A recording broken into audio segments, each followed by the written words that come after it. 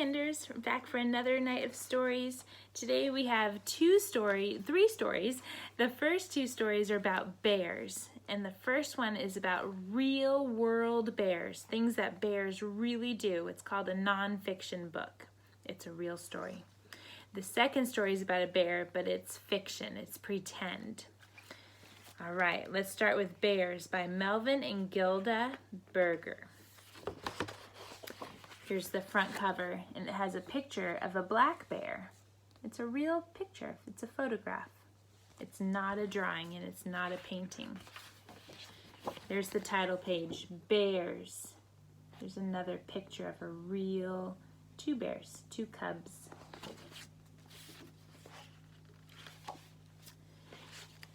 It is fall.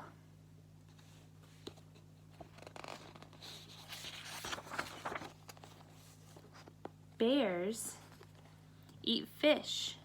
Bears also eat berries. Here's a fun fact. It says, bears eat both plants and animals. Fish is an animal. Berries are plants. They eat both. Bears eat and eat and eat. Many bears grow fat. Look at their bellies. Fun fact, bears eat as much as they can in the fall. They will not eat much in the winter.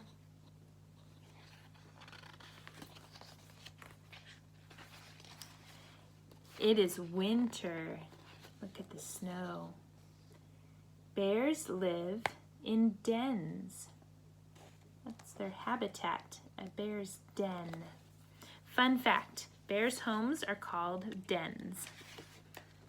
Bears sleep most of the time during the winter. Bear cubs are born. Look at those little bear cubs. Fun fact, sometimes bears wake up and leave their dens to look for food. Cute little bears. It is spring. The bear cubs go out to play. Fun fact, cubs leave their dens after about 2 months, but they leave with their mother for 1 or 2 years. They stay with their mamas for 1 to 2 years.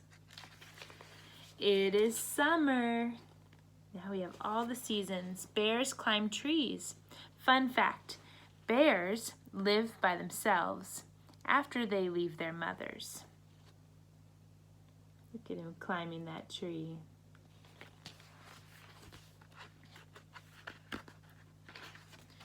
This bear found something good to eat. Looks like a pine cone. So that's a true story. That's a nonfiction book about bears. Let's read a pretend story. This is not a real bear. It's a storybook bear. Little Bear.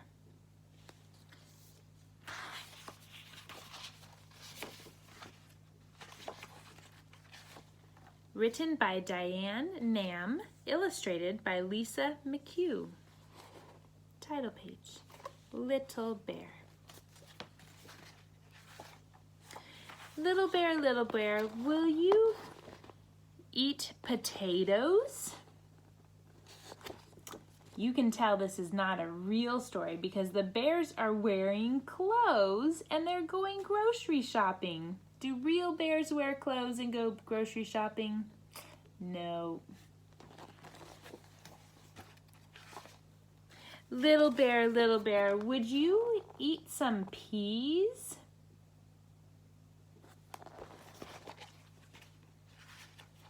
Little bear, would you eat some tomatoes? Little bear, would you eat some cheese? He doesn't look like he wants any of those things. I will not eat potatoes. I will not eat some peas.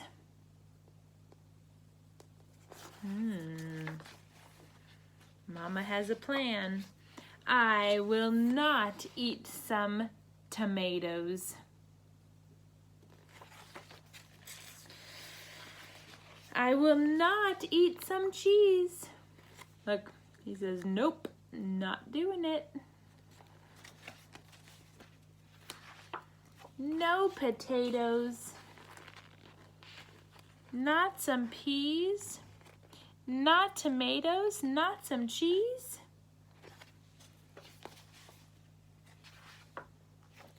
What will you eat, little bear?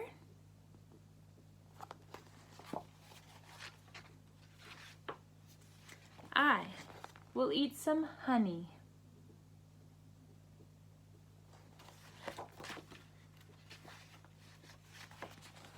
Please. He wanted the honey. And there he is with all that good food to eat. And he says, nope, just want the honey. Silly bear. All right, our last story tonight, Kinders, is called A Picture for Harold's Room.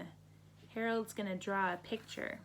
This book is by Crockett Johnson. A Picture for Harold's Room. I want a picture to put on my wall, said Harold.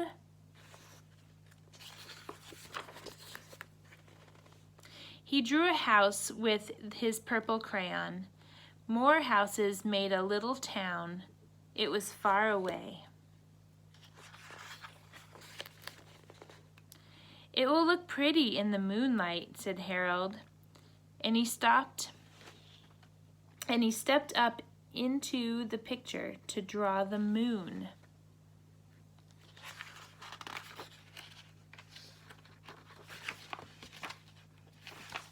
He looked down at the houses. I am a giant, he said, but a giant would scare all the people in the town.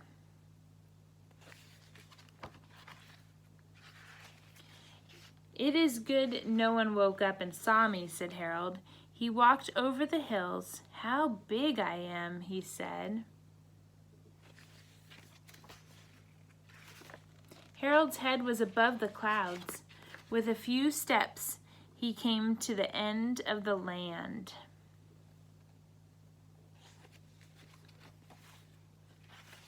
And at the end of any land, there is water.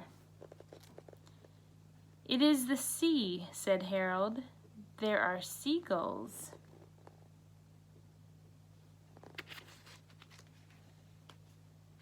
Harold was big enough to walk through the sea. A great big ship went by. It was an ocean liner.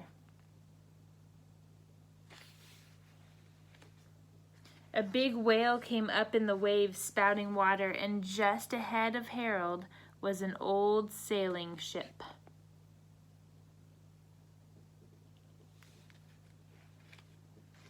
He easily caught up with it and passed it. The sea ended against a steep hill.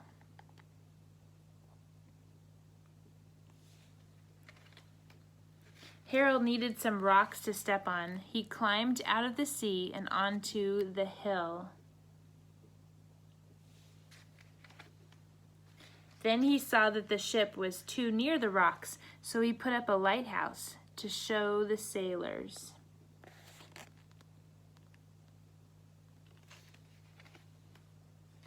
And he went on his way over high mountains. Harold was taller than the highest mountain.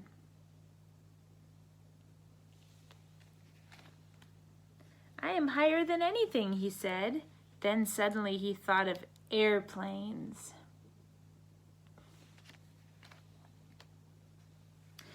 Harold ducked his head just in time. It was a big jet plane flying very fast.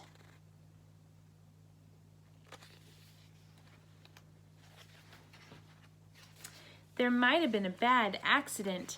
Harold found a low place for the mountains.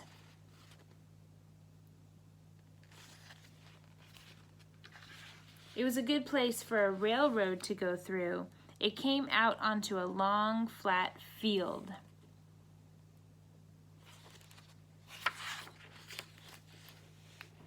Harold put some birds and flowers near the tracks. People like to see things from trains, he said.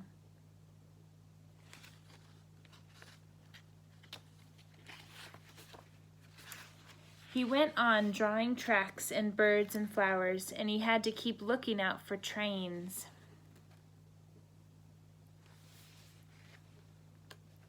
It was a big job for a small boy, and all of a sudden he saw how small he had become.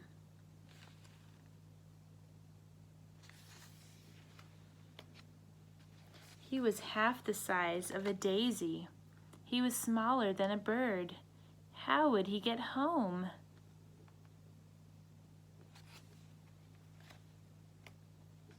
He could not wade home through the ocean. He could not climb those high mountains. What are you predicting? How could he get home? And just then he fell into a mouse hole. "Excuse me," he said to the mouse.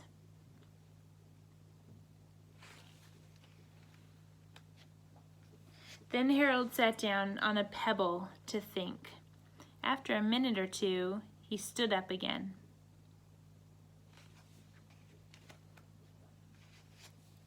"This is only a picture," he said, and he took his crayon and he crossed it out.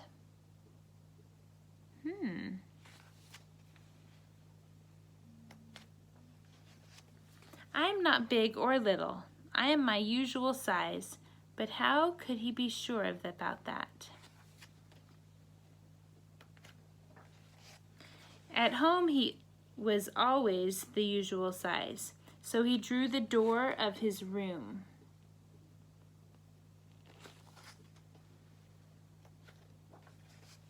And there was a long mirror on the back of the door. "Yes," said Harold, "I am my usual size."